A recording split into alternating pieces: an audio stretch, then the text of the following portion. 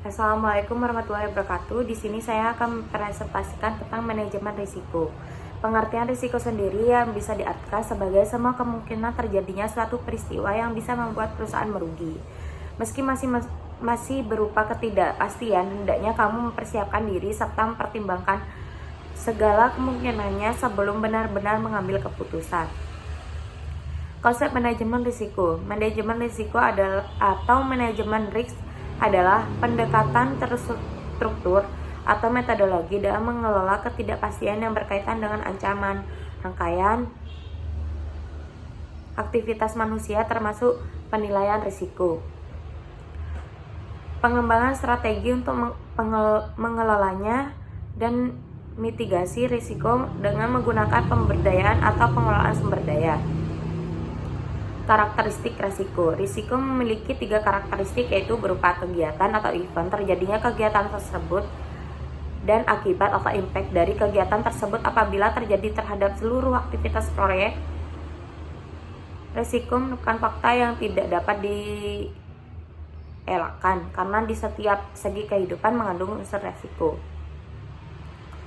Kriteria risiko. Kriteria risiko atau risk kriteria adalah ukuran standar seberapa besar kemungkinan atau frekuensi atau likelihood risiko akan terjadi, dan beberapa besar dampak atau konsekuensi yang mungkin akan dihadapi dari risiko yang mungkin terjadi. Jenis-jenis risiko. Yang pertama, pure risk atau risiko murni. Risiko murni ini bersifat pasti, artinya saat risiko terjadi maka kamu akan mengalami kerugian. Speculative risk atau risiko spekulatif, particular risk atau risiko khusus, fundamental risk atau risiko fundamental. Manfaat manajemen risiko meningkatkan pendapatan perusahaan dengan hilangnya biaya akibat risiko yang mungkin timbul dapat dihilangkan, sehingga pendapatan perusahaan meningkat. Meningkatkan keamanan bagi perusahaan maupun karyawan perusahaan, meningkatkan kepercayaan para pemegang saham. Tugas manajemen risiko. Yang pertama, lakukan identifikasi risiko finansial, keselamatan, dan keamanan perusahaan. Yang kedua, menyiapkan rencana untuk mengurangi risiko perusahaan. Yang ketiga, mengganti informasi keuangan klien seperti pendapatan, aset, dan utang. Yang keempat, berperan dalam mengelola kebijakan asuransi perusahaan. Sebab-sebab timbulnya risiko. Risiko muncul karena ketidakpastian yang dapat menghalangi pencapaian tujuan atau sasaran saat mencari pasangan hidup. Seperti saat mencari pasangan hidup, misalnya banyak ketidakpastian yang dihadapi. Tujuan tiap orang yang mencari pasangan hidup berbeda sehingga risiko yang dihadapi pun berbeda antar individu. Mengidentifikasi risiko. Identifikasi risiko merupakan suatu proses yang secara sistematis dan terus-menerus dilakukan untuk mengidentifikasi kemungkinan timbulnya risiko atau kerugian terhadap kekayaan, hutang, dan personel perusahaan. Klasifikasi kerugian. Salah satu alternatif sistem pengklarifikasian kerugian dalam suatu checklist adalah sebagai berikut. Yang pertama, kerugian hak milik atau property loss. Yang kedua, kewajiban mengganti atau kerugian orang lain atau liability loss. Yang ketiga, kerugian personal atau personnel loss. Pengukuran risiko.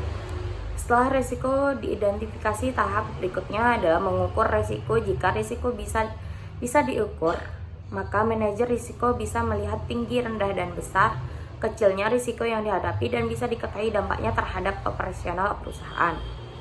Yang kedua, dalam pengukuran risiko maka bisa dilakukan prioritas risiko yang paling relevan.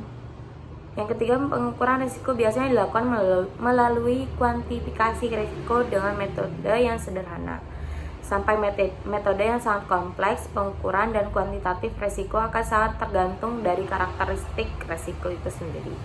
Contohnya, risiko pasar dengan risiko kredit akan menghasilkan teknik kuantifikasi yang berbeda sehingga pengukuran pun berbeda. Dimensi yang harus diukur. Apa aja sih dimensi yang harus diukur? Yang pertama, besarnya frekuensi kerugian. Yang kedua, tingkat kegawatannya atau severity-nya atau keparahan dari kerugian tersebut. Hubungan manajemen risiko dengan fungsi lain dalam perusahaan.